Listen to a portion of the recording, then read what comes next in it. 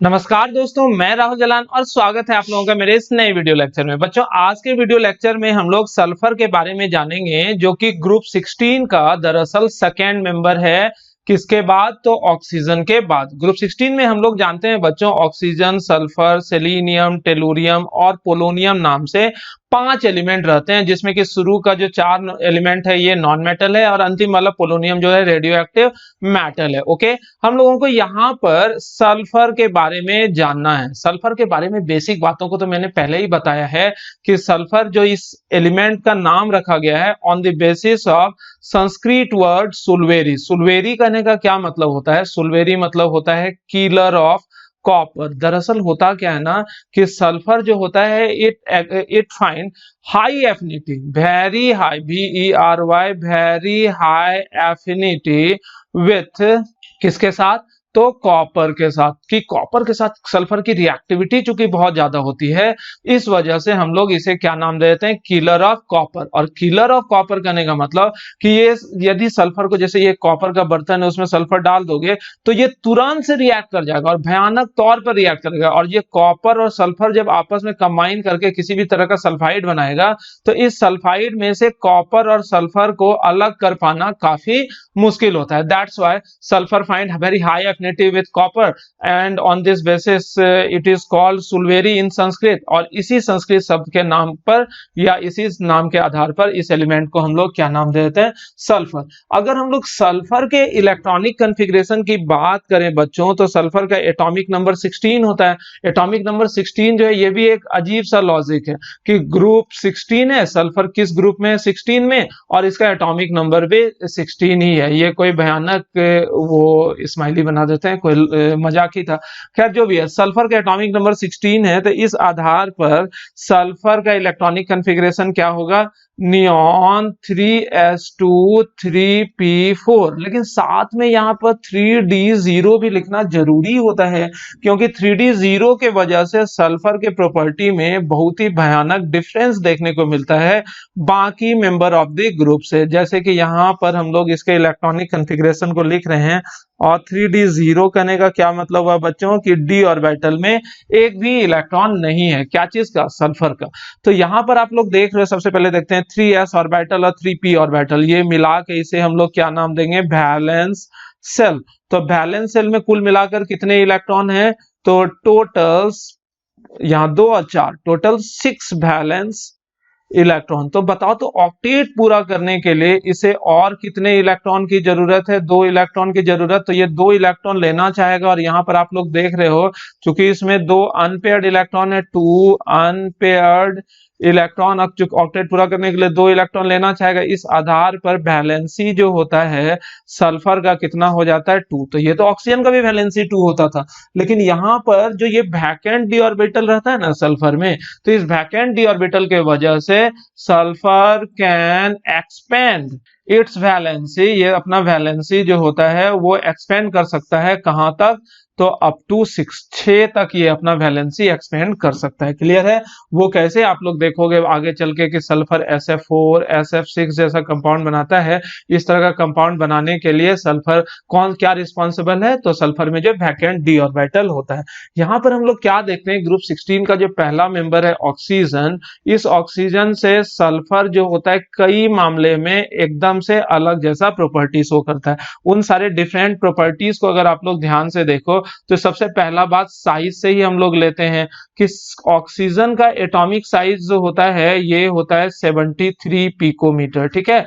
और यहाँ सल्फर का जो एटॉमिक साइज होता है बच्चों, वो होता है 104 पिकोमीटर, जो कि बहुत लार्ज डिफरेंस है। यहाँ पर दिख रहा है ना, लार्ज डिफरेंस। और ये सल्फर का जो एटॉमिक साइज चूंकि ऑक्सीजन से कहीं ज्यादा होता है, इस वजह से भी सल्फर जो होता है ऑक्सीजन से कई मामले में अलग जैसा प्रॉपर्टी शो करता है। ये जो एटॉमिक साइज वाली कहानी है, एटॉमिक साइज वाली कहानी हम लोगों ने फिजिकल प्रॉपर्टीज वाले लेक्चर में भी देखा था कि ऑक्सीजन है, सल्फर है, सेलेनियम है, टेलुरियम है, और ये आप लोगों को अगर नजर आ रहा हो तो ये है पोलोनियम। ठीक है? ऑक्सीजन से सल्फर में साइज का डिफरेंस लार्ज होता था, सल्फर से सेलेनियम, सेलेनियम से टेलुरियम और टेलुरियम से पोलोनियम में साइज का डिफरेंस जो है ये स्मॉल होता था। क्यों? क्योंकि जैसे ऑक्सीजन से सल्फर में आए तो यहाँ तो नॉर्मल सी बात है, एक वैलेंस सेल, एक एडिशनल सेल यहाँ पर आ गया। ऑक्सीजन के अंदर 2 सेल है और सल्फर के अंदर अचानक से 3 सेल आ जाएगा, तो ऑब्वियस सी बात है 3 सेल आएगा तो साइज बढ़ेगा कि नहीं बढ़ेगा? बढ़ेगा। लेकिन सेलेनियम, टेलुरियम और पोलोनियम में क्या होता है कि सेलेनियम और टेलुरियम में अचानक से डी ऑर्बिटल आया था, पोलोनियम में डी के साथ साथ एफ ऑर्बिटल भी आया था। तो डी और एफ ऑर्बिटल जो है वो न्यूक्लियस को अच्छे से ढक नहीं पाता है। सेलेनियम और टेलुरियम में न्यूक्लियस अच्छे से ढकेगा नहीं, तो न्यूक्लियस एक्सपोज हो जाता है, तो जिस वजह से न्यूक्लियस वैलेंस शेल के इलेक्ट्रॉन को ज्यादा अपनी तरफ खींचने लगेगा। तो यहाँ पर साइज का क्या हो जाएगा बच्चों? कॉन्ट्रैक्शन। तो कॉन्ट्रैक्शन जैसे साइज का होगा तो सेलेनियम, टेलुरियम और पोलोनियम का साइज जितना ज्यादा होना चाहिए था उतना ज्यादा नहीं होता। खैर यहाँ पर हम लोग तो देख रहे हैं कि ऑक्सीजन जो है उससे सल्फर का साइज बहुत ज्यादा जो होता है, जिस वजह से सल्फर का प्रॉपर्टी जो होता है वो ऑक्सीजन से डिफरेंट होता है। दूसरा वजह जो होता है सल्फर ऑक्सीजन से डिफरेंट जैसा प्रॉपर्टी शो करता है, उसका वजह होता है इलेक्ट्रोनिगेटिविटी। ऑक्सीजन की इलेक्ट्रोनिगेटिविटी जो है ये फ्लोरीन के बाद पीरियोडिक टेबल में सबसे ज्यादा है, और ये कितने के बराबर होता है बच्चों? 3.5 के बराबर। लेकिन सल्फर की इलेक्ट्रोनिगेटिविटी की बात करें तो ये लगभग 2.44 के बराबर होता है, जो कि काफी कम है। तो सल्फर का चूंकि इलेक्ट्रोनिगेटिविटी वेरी लो होता है, बहुत कम है, जिस वजह से सल्फर ऑक्सीजन से अलग जैसा बिहेवियर या प्रॉपर्टी शो करेगा। ओके स्टूडेंट, तीसरा जो मुख्य वजह होता है वो मुख्य वजह होता है आयनाइजेशन एनर्जी। कि सल्फर का आयनाइजेशन एनर्जी जो होता है वो ऑक्सीजन से काफी कम होता है। ऑक्सीजन का आयनाइजेशन एनर्जी की अगर हम लोग बात करें तो वो 1314 किलो जूल पर मोल होता है, और सल्फर का तो सिर्फ 1000 किलो जूल पर मोल, जो कि बहुत कम है। 1000 किलो जूल बहुत कम है, जिस वजह से सल्फर का प्रॉपर्टी जो होता है मतलब आयनाइजेशन एनर्जी बहुत कम होने की वजह से ऑक्सीजन से बिल्कुल वेरी करता है। ठीक है ना। नेक्स्ट वजह जो होता है वो है unavailability of availability of ABILABLITY availability of vacant d orbital. किसमें? सल्फर में। सल्फर में वैकेंट डी ऑर्बिटल होता है, यहाँ पर वैकेंट डी ऑर्बिटल होता है, लेकिन ऑक्सीजन में no vacant d orbital, no vacant d orbital. चूंकि ऑक्सीजन में वैकेंट डी ऑर्बिटल नहीं है, तो ऑक्सीजन में वैकेंट डी ऑर्बिटल नहीं है तो वाजिब है सल्फर से अलग जैसा बिहेवियर शो करेगा ऑक्सीजन, या फिर सल्फर जो है ऑक्सीजन से अलग जैसा बिहेवियर शो करेगा। और वैकेंट डी ऑर्बिटल के वजह से जो मुख्य अंतर होता है प्रॉपर्टी में वो एक्सपेंशन ऑफ वैलेंसी, की वैलेंसी का एक्सपेंशन, और प्लस कोऑर्डिनेशन नंबर का जो इंक्रीमेंट होता है, इंक्रीज करता है, वो सल्फर का ऑक्सीजन से बहुत ज्यादा। वो किस वजह से? सिर्फ और सिर्फ वैकेंट डी ऑर्बिटल के वजह से। ऐसे सामान्य तौर पे पूछा जाए कि ऑक्सीजन की वैलेंसी कितनी, तो आप लोग जवाब दोगे 2, और सल्फर की वैलेंसी सामान्य तौर पर 2, लेकिन 2 के अलावे ये कई और तरह का वैलेंसी शो कर सकता है, जैसे कि 4, 6 वगैरह वगैरह वगैरह।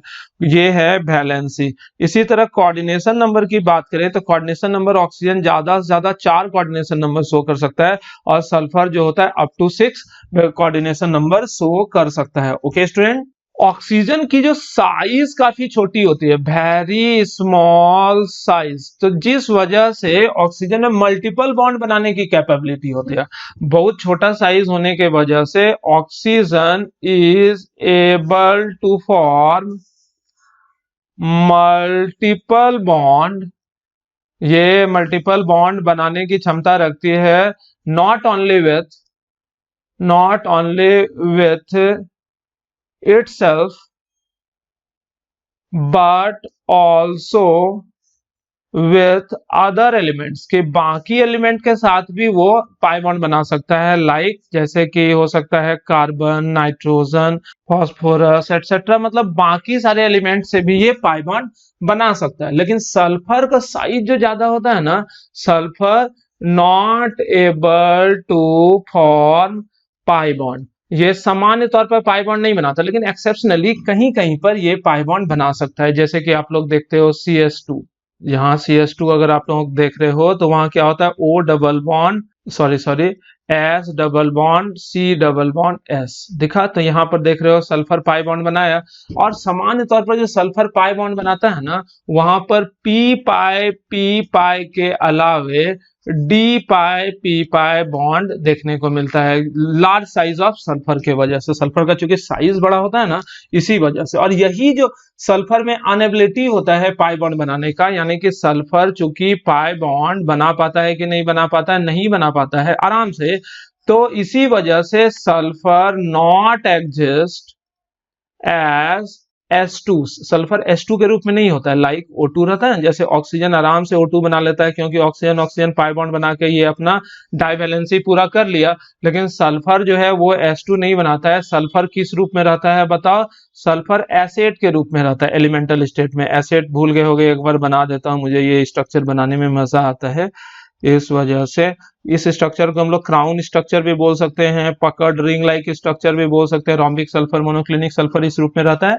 तो ये जो सल्फर का स्ट्रक्चर, यहाँ पे देखो हर एक सल्फर एटम अपना डाइवैलेंसी भी पूरा कर लिया, और साथ ही साथ यहाँ पर सल्फर जो है सिर्फ और सिर्फ सिग्मा बॉन्ड बनाया है। गौर कर रहे हो, ये सब का सब सिग्मा बॉन्ड है। कहीं पर भी मल्टीपल बॉन्ड यानी कि पाई बॉन्ड जैसा चीज देखने को मिल रहा है कि नहीं मिल रहा है? क्यों नहीं सल्फर पाई बॉन्ड बना सकता है? क्योंकि पाई बॉन्ड बनाने के लिए एटम की साइज जो है काफी छोटी होनी चाहिए, और वो ऑर्बिटल कॉन्फ़िगरेशन के अनुसार मैंने पिछले लेक्चर में ऑलरेडी समझा लिया है इस बात को। लेकिन अगर पूछा जाए कि सल्फर कभी भी H2 के रूप में नहीं रहता है, तो आप लोग जवाब दोगे रहता है। कब?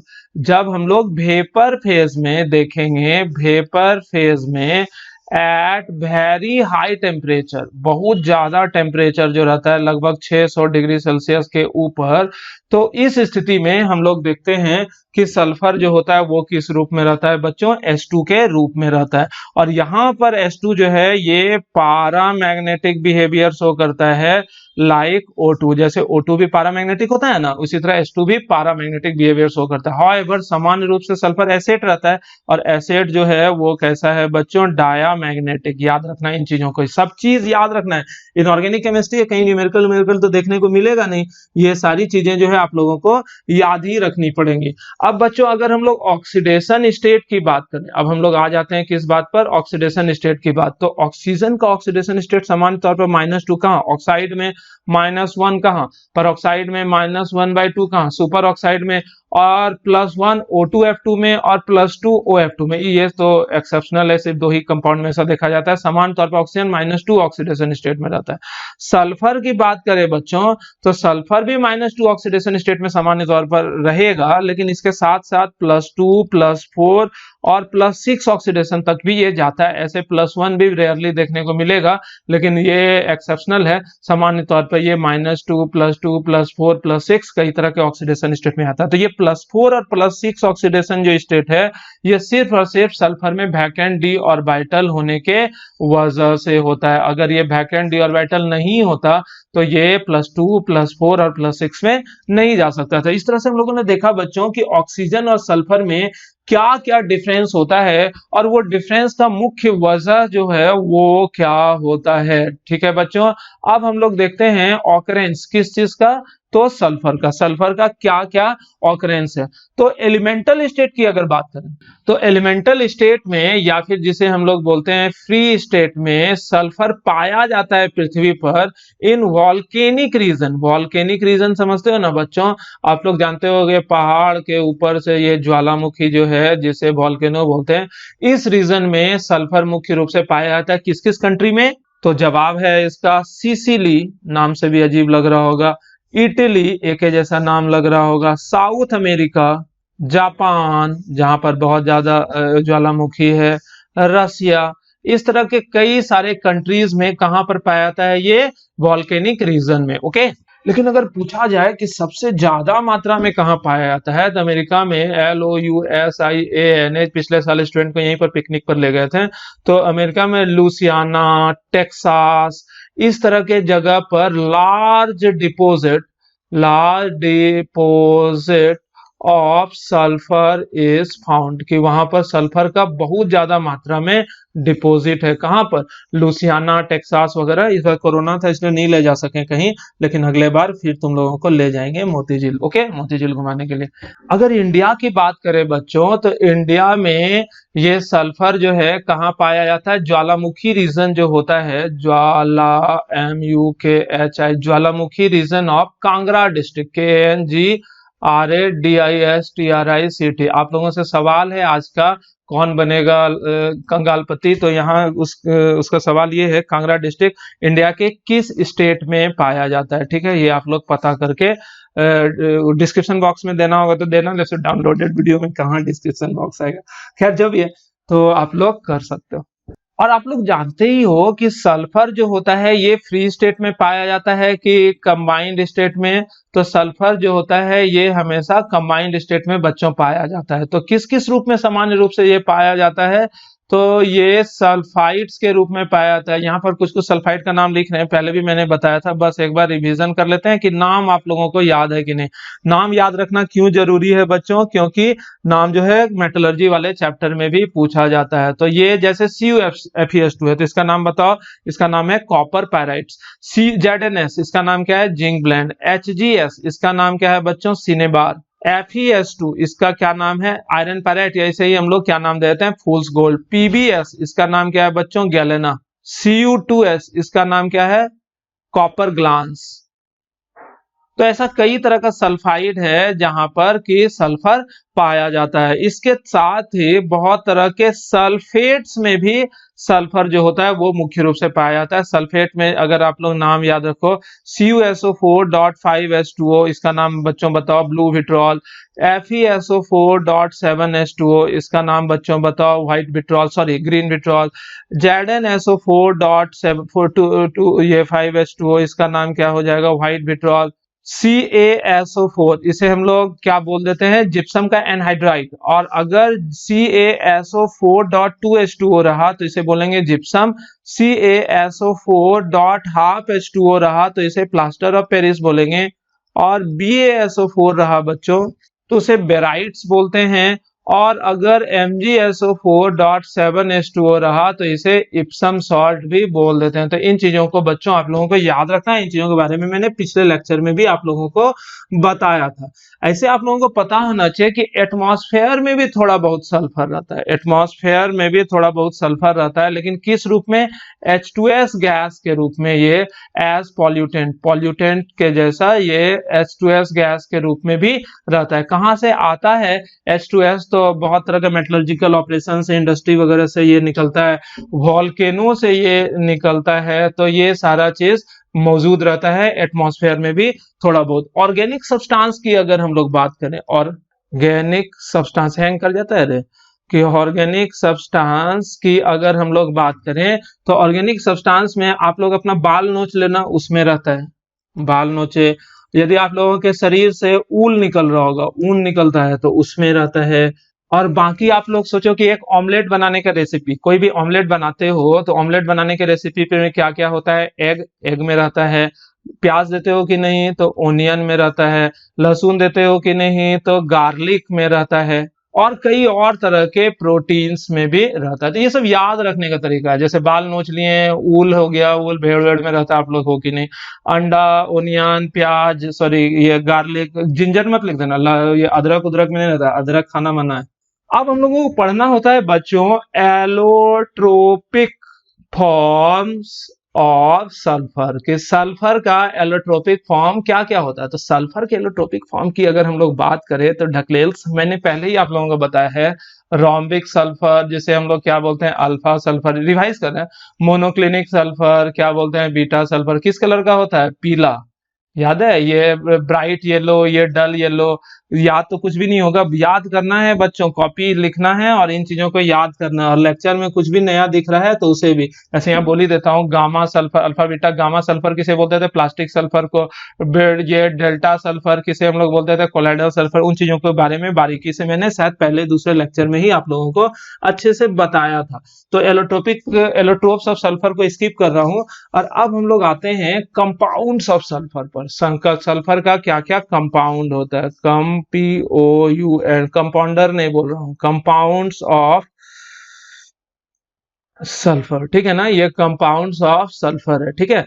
तो कंपाउंड्स ऑफ सल्फर में हम लोगों को चैप्टर में सिर्फ दो ही चीज पढ़ना है, याद रखना आप लोग। एक तो हम लोगों को SO2 के बारे में पढ़ना है और दूसरा H2SO4 के बारे में पढ़ना है। और जैसे SO2 और H2SO4 खत्म हो जाएगा तो समझ लेना ग्रुप 16 भी खत्म हो गया।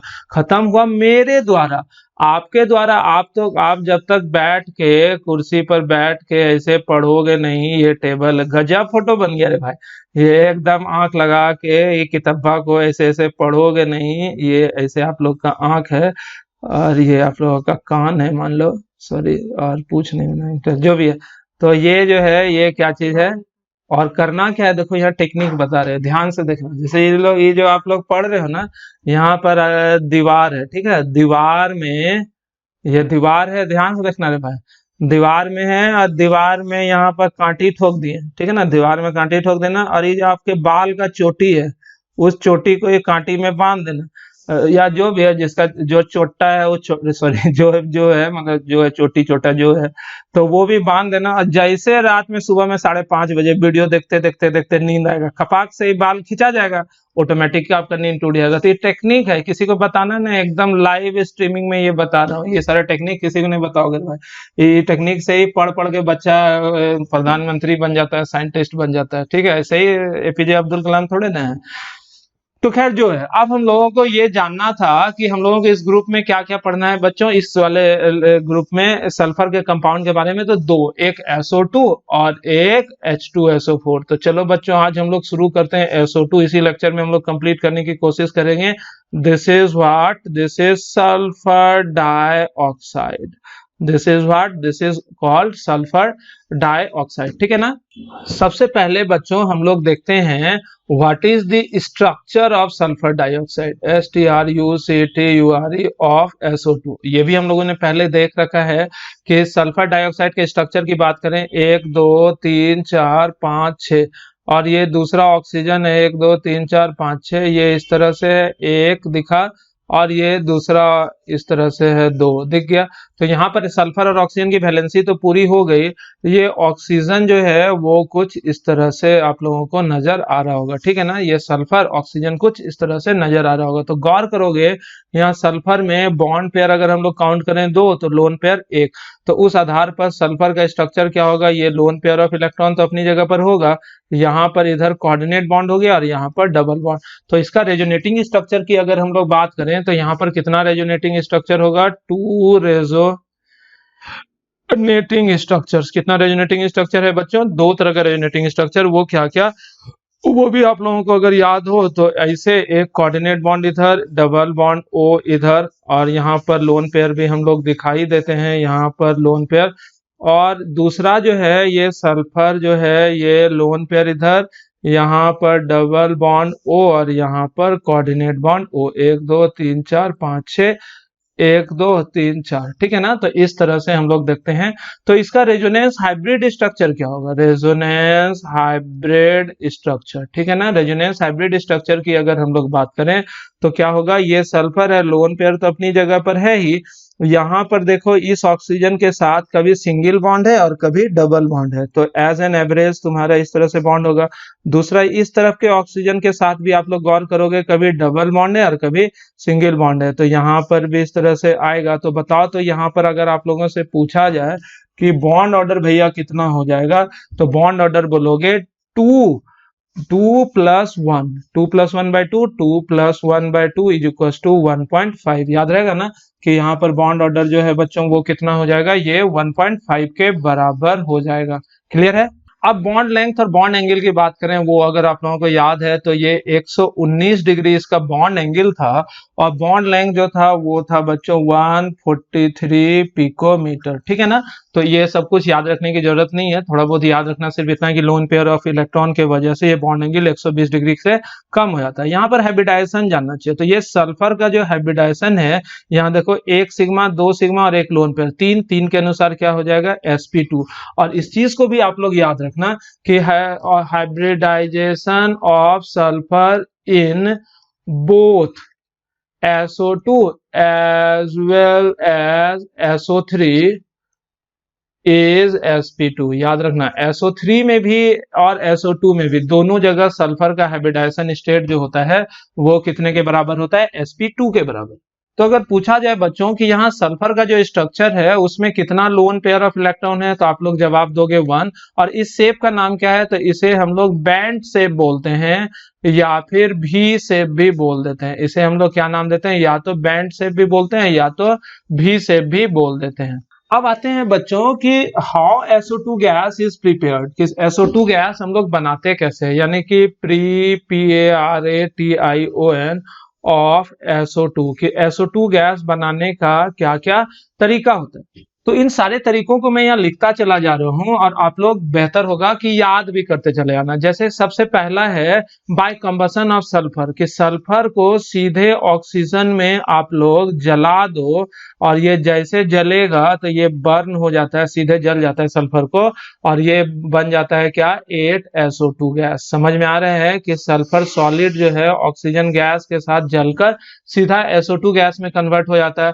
अब दूसरा होता है बाय रोस्टिंग ऑफ सल्फाइड और, जैसे ZnS है, FeS2 है, इस तरह के सल्फाइड को अगर आप ऑक्सीजन में गर्म करोगे, इस तरह के सल्फाइड को जैसे आप ऑक्सीजन में गर्म करोगे तो ZnO, Fe2O3 वगैरह बनेगा ऑक्साइड और खुद इधर सल्फर SO2 गैस बनकर निकल जाएगा। ऐसा होता है ना, इस प्रोसेस को बच्चों हम लोग क्या नाम देते हैं, रोस्टिंग। तो ये दो तरीका जो मैंने आप लोगों को बताया, तो ये दो तरीका जो है ये दोनों इंडस्ट्रियल मेथड है। ये दोनों कैसा मेथड है, INDUSTRIAL, इंडस्ट्रियल मेथड। मतलब लार्ज स्केल में अगर आप लोगों को बनाना हो तो कैसे बनाते हैं बच्चों, तो बनाते हैं जैसे हम लोग सीधे सल्फर को जला दो ऑक्सीजन में और दूसरा सल्फाइड ओर को रोस्ट कर दो, तो ऑक्सीजन यहाँ SO2 बनता है वो SO2 स्मॉल स्केल में बनता है कि लार्ज स्केल में, लार्ज स्केल में बनाने का एक और तरीका होता है, लेकिन बहुत ज्यादा जगह पर इस्तेमाल नहीं किया जाता है क्योंकि वहां पर सब्सटेंस के अवेलेबिलिटी का भी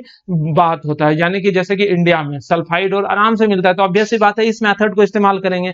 लेकिन कई जगह ऐसा होता है जहां जिप्सम के एनहाइड्राइड, जैसे CaSO4.2H2O को जिप्सम बोलते थे, तो उसी में वाटर हटा दो तो ये क्या हो गया बताओ, एनहाइड्राइड। तो जिप्सम के एनहाइड्राइड को कार्बन के साथ अगर आप लोग गर्म करते हो बहुत ज्यादा टेम्परेचर पर, ये कार्बन है इसके साथ हम लोग गर्म कर रहे हैं बहुत ज्यादा टेम्परेचर, और टेम्परेचर लगभग 1000 डिग्री सेल्सियस के आसपास होता है, तो ये कैल्शियम जो है ये तो CaO में कन्वर्ट हो जाता है ना, और यहाँ पर SO2 गैस निकलता है और साथ में वैसे CO2 गैस भी निकलता है। खैर अपने को तो SO2 से लेना देना है तो SO2 हम लोग बनाते हैं। तो तीन मेथड जो है मिला जुला कर हम लोग इस्तेमाल करते हैं लार्ज स्केल में सल्फर को बनाने के लिए। एक तो सल्फर को सीधे जला के, दूसरा सल्फाइड ओर के रोस्टिंग से, और तीसरा एनहाइड्राइड को कार्बन के साथ 1000 डिग्री सेल्सियस पर गर्म करके, ठीक है ना। लेकिन ये वाला मेथड हम लोग वहां इस्तेमाल करते हैं जहां एनहाइड्राइड की अवेलेबिलिटी हो। अगर एनहाइड्राइड उस जगह पर मिले ही नहीं, जिस रीजन में हम लोग पृथ्वी के जिस रीजन की बात कर रहे हैं,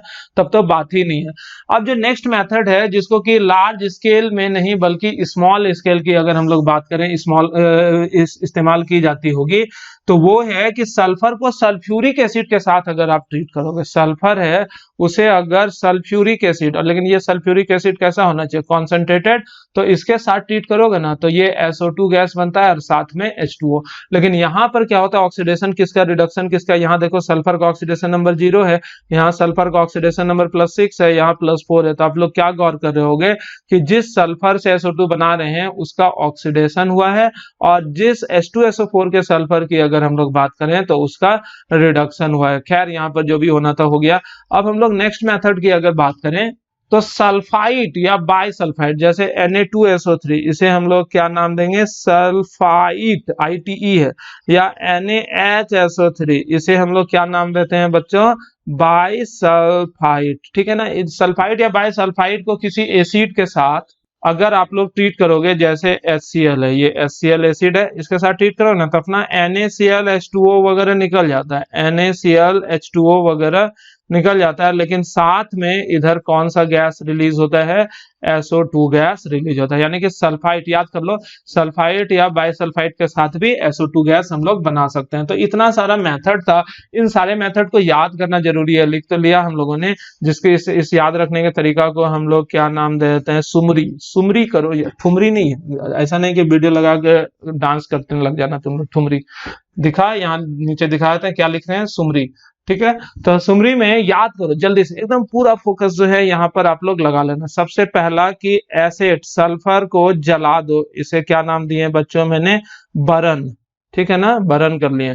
इसके बाद कोई सल्फाइड और जो है ZnS को ऑक्सीजन में, या फिर ये FeS2 को ऑक्सीजन में, या और भी कोई सल्फाइड और जो है CuFeS2O2 में, ये सल्फाइड और है, उसका अगर हम लोग क्या किए बताओ, रोस्टिंग। ये क्या है, ROASTING, ROASTING, ROASTING, तो कोई बाय प्रोडक्ट बनता होगा, लेकिन साथ में SO2 गैस भी बनता है। और जिस रीजन में CaSO4 एक्सेस अमाउंट में मिलता हो, यानी कि कोई कोई कंट्री में सल्फर जो है CaSO4 के रूप में पाया जाता, तो वहां पर हम लोग उसको 1000 डिग्री सेल्सियस पर गर्म करके कार्बन के साथ बना सकते हैं, क्या चीज, SO2 गैस। इसके अलावे ये सब तो था लार्ज स्केल वाला, इसके अलावे भी हम लोग और सारा मेथड इस्तेमाल कर सकते हैं, जिसमें कि सबसे पहला था कि सल्फर को कॉन्क H2SO4 के साथ सीधा ट्रीट कर दो, और दूसरा था Na2SO3 या फिर NaHSO3, ये 3 है।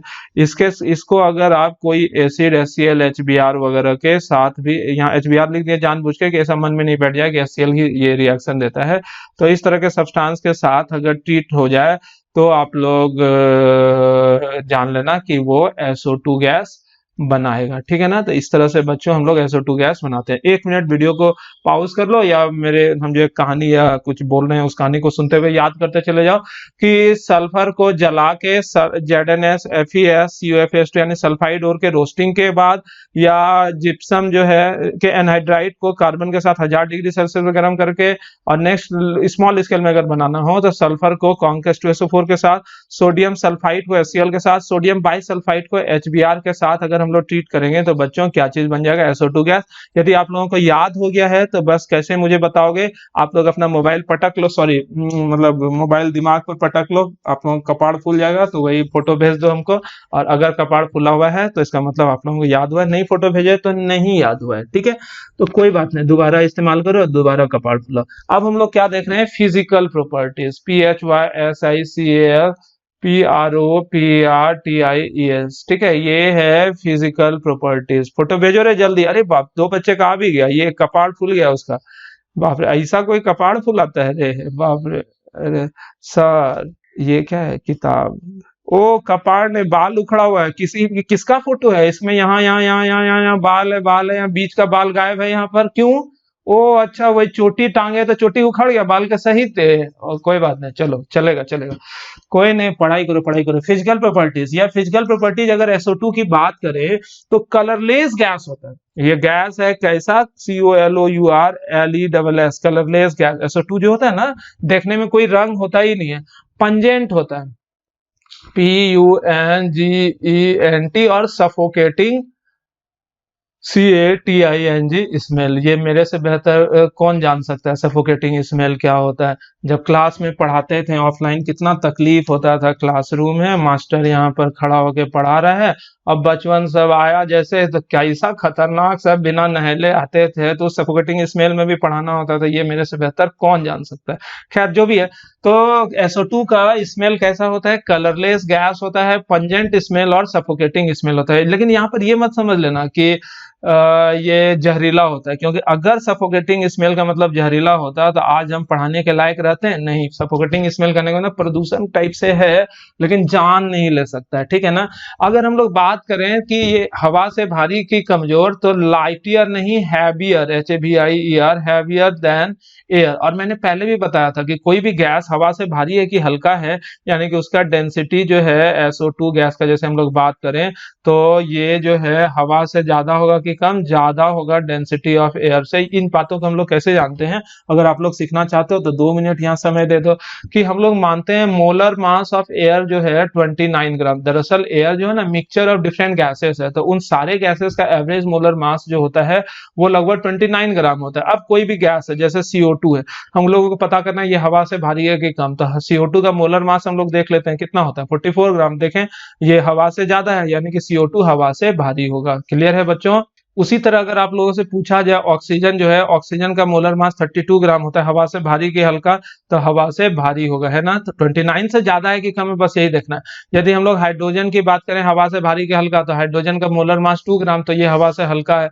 नाइट्रोजन की बात करें, नाइट्रोजन का मोलर मास 28 ग्राम, तो ये एयर का 29 से ज्यादा है, यानी कि ये हवा से हल्का होगा। यहाँ पर SO2 की हम लोग बात कर रहे हैं, तो SO2 में है क्या, SO2 का मोलर मास जो होता है, SO2 का मोलर मास कितना होगा 32, और ऑक्सीजन का 16 दूजा 32, तो कितना हो गया 64 ग्राम। तो बताओ तो 64 ग्राम जो है एयर के 29 ग्राम से भारी हुआ कि हल्का हुआ, हल्का हुआ कि भारी हुआ, भारी हुआ। इसीलिए डेंसिटी जो है वो SO2 का हवा से ज्यादा होता है, ठीक है ना। अब जो है पानी में सॉल्युबिलिटी की बात करें, तो ये जो है हाईली सॉल्युबल इन वाटर, कि ये पानी में बहुत ज्यादा घुलनशील होता है, यानी कि ये पानी जो है, ये पानी में SO2 गैस जैसे तुम घुलाओगे तो ये पूरा का पूरा SO2 गैस जो है वो पानी में घुल जाता है। समझे बात को, कि ये जो होता है बहुत ज्यादा पानी में घुलनशील होता है। और यही वजह होता है आज ये, जैसे कि मान लो कि ये क्लाउड है, ठीक है, क्लाउड है, क्लाउड है, क्लाउड है, और ये हवा है, हवा में बहुत ज्यादा SO2 गैस मौजूद है। हवा में कौन सा गैस बहुत ज्यादा मौजूद है, SO2। और जैसे बारिश होता है, जैसे बारिश होगा, तो बारिश होने में क्योंकि ये SO2 वाटर में बहुत ज्यादा सॉल्युबल है, तो क्या होता है बारिश बहुत ज्यादा होने पर ये सारा का सारा SO2 गैस पानी में घुल जाता है, और बाद में हम बताएंगे SO2 प्लस H2O मिलकर H2SO3 मतलब सल्फ्यूरस एसिड बना लेता है, और वही H2SO3 नीचे पानी में गिरता है। गिरेगा तो एसिड रेन का वजह हो गया। इस रेन को हम लोग क्या नाम देते हैं, एसिड रेन। और एसिड रेन के वजह से एक नुकसान भी होता है, एक फायदा भी होता है। फायदा ये हुआ कि हवा में जितना SO2 था वो पानी में घुल के आ गया, लेकिन नुकसान बहुत भयानक ये होता है कि ये सारा जो H2SO3 बन के SO2 आया, वो जो मोन्यूमेंट्स वगैरह, क्या बोलते हैं अंग्रेजी में मोन्यूमेंट्स, मतलब ये मतलब मान लो कि तुम लोग गुजर जाओगे तो तुम्हारे याद में हम बनवाएंगे ये कौन सी है, प्याज महल, ताजमहल सॉरी। तो उसमें जैसे ये SO2 जाएगा, तो चूंकि H2SO3 जो है वो एसिडिक है, और ये मोन्यूमेंट जो तुम लोग के लिए बनाएंगे हम संगमरमर से बनाएंगे, मतलब CaCO3 जो कि क्या होता है बेसिक, तो एसिड और बेस रिएक्शन कर जाएगा ना, ये सब वजह होता है। और साथ ही साथ ये गया गया पृथ्वी पर बहुत ज्यादा न्यूट्रिएंट्स वगैरह होता है, न्यूट्रिएंट्स वगैरह समझ ही रहे होगे, बहुत तरह का बैक्टीरिया वगैरह होता है, यूजफुल बैक्टीरिया वगैरह, उन सबको किल कर देगा। और साथ ही साथ ये H2SO3 पानी नदी नालों में बहते हुए समुद्र में चला जाता है, और वहां पर एक्वाटिक लाइफ को भी डिस्टर्ब करता है। तो कई सारा नुकसान भी है, कई सारा फायदा। फायदा एक ही कि वही जो है हवा में जितना SO2 रहता है वो पानी में घुलकर अलग हो जाता है ना बच्चों। अब हम लोग देखते हैं एक और बात, और वो बात ये, वो थोड़ा इंपॉर्टेंट है, और इंपॉर्टेंट कुछ नहीं है, याद रखना है कि SO2 is also soluble, SO2 जो होता है वो ऑल्सो सॉल्युबल कहाँ पर, इन KOH, ठीक है ना, KOH में घुलता है। ऐसे याद रखना, ये KOH का सॉल्यूशन है ना, तो यूडोमेट्री वगैरह में हम लोग इस्तेमाल करते हैं CO2 और SO2 गैस घुलाने के लिए। KOH क्या क्या चीज को एब्जॉर्ब कर लेता है, क्या चीज को एब्जॉर्ब करता है, CO2 और SO2 को। क्यों, क्योंकि KOH सीधी सी बात है बेस है, तो बेस क्या चीज को एब्जॉर्ब करेगा, एसिडिक गैस को एब्जॉर्ब करेगा ना। तो ये चीज याद रखने की जरूरत नहीं है, KOH रहे, NaOH रहे, CaOH2 रहे, ये सब बेसिक सॉल्यूशन है, तो वाजिब है एसिडिक गैस को एब्जॉर्ब करेगा। तो कोई भयानक बात नहीं बताए हम तुमको। अब अगर हम लोग बात करते हैं SO2 के मेल्टिंग पॉइंट और बॉइलिंग पॉइंट की, हट ही नहीं रहे, तो मेल्टिंग पॉइंट अगर SO2 की अगर हम लोग बात करें तो ये -76 डिग्री सेल्सियस होता है, और बॉइलिंग पॉइंट जो होता है SO2 का, ये तो एकदम आसान है याद रखना, ये 10 डिग्री सेल्सियस, -10 डिग्री सेल्सियस होता है। तो अगर ये बॉइलिंग पॉइंट करने का मतलब क्या है, इस टेम्परेचर के नीचे ले जाओगे तो वो गैस से क्या बन जाएगा, लिक्विड। तो ये कलरलेस लिक्विड होता है। ये कैसा लिक्विड होता है, COLOURLESS लिक्विड। और जैसे -76 डिग्री सेल्सियस के नीचे ले जाओगे तो ये जो होता है सॉलिड बन जाता है, लेकिन कैसा सॉलिड, तो snow like white solid, SNOW like white solid, ठीक है ना। जैसे कि 2017 की अगर हम लोग बात करें बच्चों, तो 2017 में बच्चों को मैं मसूरी ले गया था। कहां पर ले गया था बच्चों को, मसूरी। तो मसूरी में स्नोफॉल होता है। स्नोफॉल क्या होता है, what is difference in between snow and ice. बहुत सारे बच्चों को नहीं पता है, वजह यह है कि टीचर्स वगैरह उन्हें पिकनिक पर नहीं ले जाते मसूरी। जैसे मसूरी ले जाते हैं तो वहां क्लियर हो जाता है स्नो और आइस में डिफरेंस। आइस जो होता है वो भी H2O से ही बना है, स्नो जो है वो भी H2O से ही बना है। लेकिन आइस जो होता है उसे अगर एक बड़ा 1 किलो का आइस यहाँ पर बच्चा लोग खेल रहा है, एक बच्चा दूसरे बच्चे के कपाड़ पर फेंक दे ये 1 किलो का आइस तो कुछ हो जाएगा। लेकिन स्नो जो है 5 किलो का एक बच्चा दूसरे बच्चा के ऊपर फेंक दे तो कुछ भी नहीं होगा, क्योंकि स्नो जो होता है उसकी डेंसिटी बहुत कम होती है, जिस वजह से वो बहुत हल्का रुई के तरह हो जाता है। तो बस वैसा ही रहता है SO2 भी सॉलिड स्टेट में। ओके, आप लोग माफ करना इस साल नहीं ले जा सके, कोई बात नहीं, अब अगले साल हम लोग सोचेंगे, ठीक है। अब हम लोग बच्चों आ जाते हैं मेन टॉपिक पर, और वो मेन टॉपिक है chemical properties, chemical PROPERTIES of कपाड़, सॉरी ऑफ SO2। SO2 का केमिकल प्रॉपर्टी क्या क्या होता है। तो केमिकल प्रॉपर्टी में बच्चों सबसे पहले ये बताया जाता है ना कि ये बर्निंग में ये ना तो जलता है, ये ना तो जो लो तो आकर जलता है, और ना ही जलने में मदद करता है।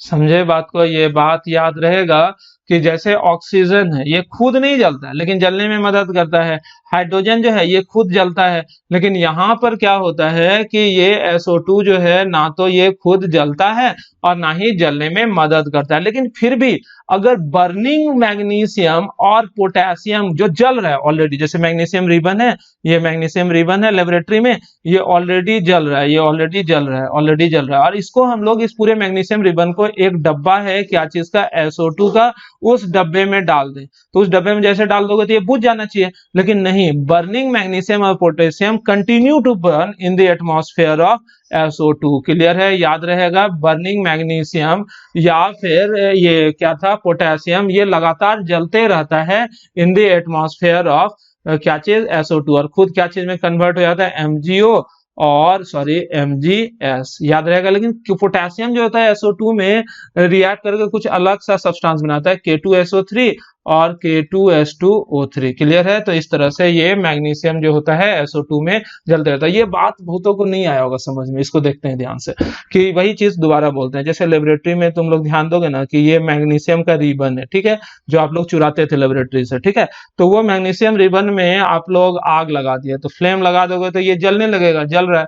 अब इस मैग्नीशियम रिबन को 2 डब्बा है हमारे पास, एक डब्बा, 2 डब्बा मान लेते हैं भाड़ा पर, एक और डब्बा, 3 डब्बा, जिसका आधा हिस्सा आप लोगों को नजर नहीं आ रहा होगा, दिखाते हैं।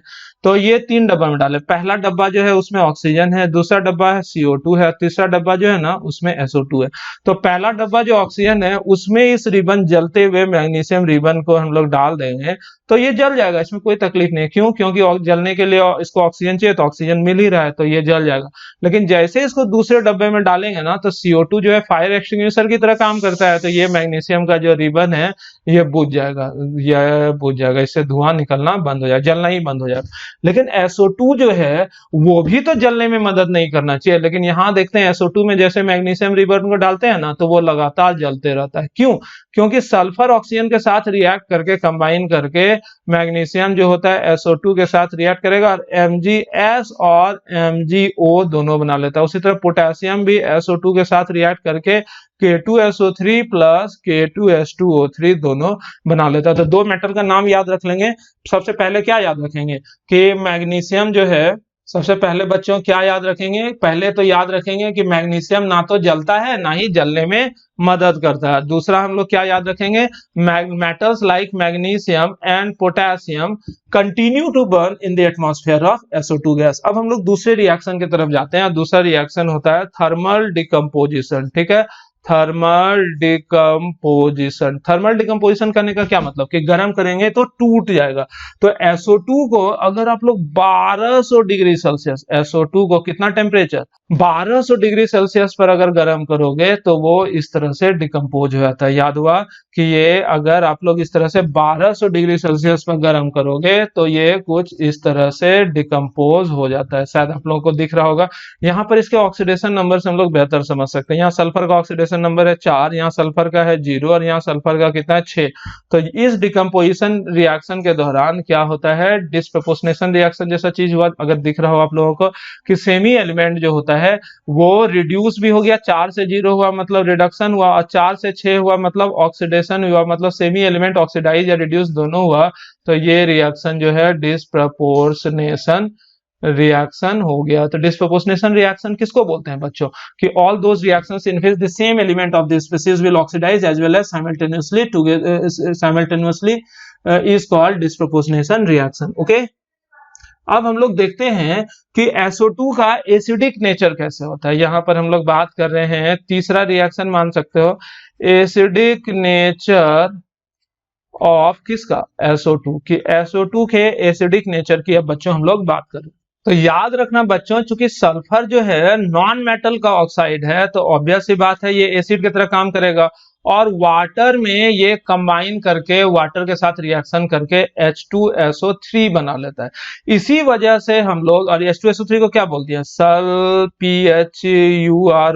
Sulphurous acid. तो उल्टा रिएक्शन आप लोग सोचो तो सल्फ्यूरस एसिड से वाटर निकल जा रहा है, तो ये जो SO2 है ना अपना, तो इस SO2 को हम लोग बोल देते हैं क्या चीज? एनहाइड्राइड ऑफ किसका? Anhydride of sulphurous acid. ठीक है ना, ये क्या चीज का एनहाइड्राइड है? सल्फ्यूरस एसिड का एनहाइड्राइड। कि सल्फ्यूरस एसिड जो होता है उससे वाटर अगर आप लोग निकाल लो तो सल्फ्यूरस एसिड से जैसे आप लोग वाटर निकाल लोगे तो उसे ही हम लोग क्या नाम देते हैं बताओ? SO2, यानी कि SO2 को हम लोग एनहाइड्राइड ऑफ सल्फ्यूरस एसिड बोलते हैं। थोड़ा सा इस टॉपिक से हट के एक दो बात मैं यहाँ पर आप लोगों को बताता हूँ कि एनहाइड्राइड वाला कॉन्सेप्ट होता क्या है। तो यहाँ पर दो चार एसिड का नाम हम लोग लिख रहे हैं, जैसे H2SO3, H2SO4, H2CO3, HClO, HClO4, HNO2, HNO3, H3PO4, H3PO3, यहां लिख देते हैं H3PO3। इस तरह से कई तरह का एसिड है। इमेजिन करो कि इससे वाटर हम लोग निकालते हैं, पहले इससे निकालते हैं, इससे वाटर निकालना है, H2 और एक ऑक्सीजन निकाल लो तो क्या बन जाएगा? SO2। दिखा क्या? इसी तरह इससे वाटर निकालते हैं, H2 और O निकाल लो तो क्या बन जाएगा? SO3। दिखा क्या? इससे H2 और O निकाल लो क्या बन जाएगा? CO2। दिखा क्या? इससे H2O निकाल लो तो H2 तो यहाँ है ही नहीं, तो H2 बनाने के लिए इसका डबल करेंगे, तो डबल करेंगे तो क्या हो जाएगा बच्चों? H2Cl2O2। तो अब H2O निकालो तो देखो तो क्या बन जाएगा? Cl2O। दिखा क्या? इसमें से H2O निकालो, यहाँ पर भी H2O दिख नहीं रहा है तो इसका डबल करेंगे तो क्या हो जाएगा? H2Cl2O8। इससे H2O निकालोगे तो क्या बन जाएगा? Cl2O7। ठीक है ना। HNO2 से जैसे तुम वाटर निकालोगे तो क्या बन जाएगा? इसमें से भी निकलेगा नहीं तो डबल करो H2N2O4। तो H2N2O4 से वाटर निकाल लो तो क्या बन जाएगा? N2O3। सही है ना। इससे वाटर निकालो, इसका डबल करोगे तो H2N2O6। इससे वाटर निकालोगे तो N2O5 बन जाएगा, N2O5। सही है। H3PO4 से वाटर निकालो तो यहाँ क्या होता है ना, H3PO4 में एक अलग सा केस देखने को मिलता है। H3PO4 है, इसको 4 गुना कर दिए, 4 टाइम्स। क्यों किए वो बाद में बताते हैं। तो 4 टाइम्स जैसे तुम करोगे तो क्या हो जाएगा? H में 4 से गुना करो, 4 तिहाई 12 हुआ। फॉस्फोरस में 4 से गुना करो, P4। ऑक्सीजन में 4 से गुना करो, 4 चौके 16, ऑक्सीजन 16। अब इससे H2O निकालो और सारा H2O निकाल दो। तो सारा H2O निकालना है मतलब इसमें 6 H2O निकलेगा, -6 H2O। तो देखो तो क्या हो जाएगा? P4O10 ऐसा कुछ बनेगा ना। तो यहां से इसका P4O10 क्या बता रहे हैं वो लास्ट में बताएंगे। यहां पर इसको एक और तरीके से निकाल सकते हैं, सारा हाइड्रोजन निकालना था, H2O का कॉम्बिनेशन बन नहीं रहा है तो डबल कर लो तो क्या हो जाएगा? H6P2O8। अब देखो तो इसमें 3H2O निकलेगा, -3H2O कर लो तो देखो तो कितना हो जाएगा? P2O5। ये भी बोल सकते हैं यहाँ P4O10 या फिर P2O5 भी। इसी तरह काम अगर आप लोग ध्यान से करके देखना, H3PO4 में करोगे तो यहाँ P2O3 या फिर P4O6 जैसा चीज बन जाएगा। दिख रहा है तुम लोगों को? तो ये जितना भी सब्सटेंस बना तो ये सब्सटेंस दरअसल इन सारे रेड वाले कलर के सब्सटेंस का से वाटर निकालने के बाद बना है, तो इस तरह के सब्सटेंस को हम लोग एनहाइड्राइड बोलते हैं इस पर्टिकुलर सब्सटेंस का। ठीक है, जैसे आप लोगों को क्वेश्चन आया कहीं पर, what is the anhydride of sulphuric acid, तो आप लोग जवाब दे दोगे SO3। What is the anhydride of carbonic acid, this is what carbonic acid, तो पूछा जाएगा कार्बोनिक एसिड का एनहाइड्राइड क्या है, तो जवाब दोगे CO2। What is the anhydride of hypochlorous acid, तो क्या जवाब दोगे Cl2O।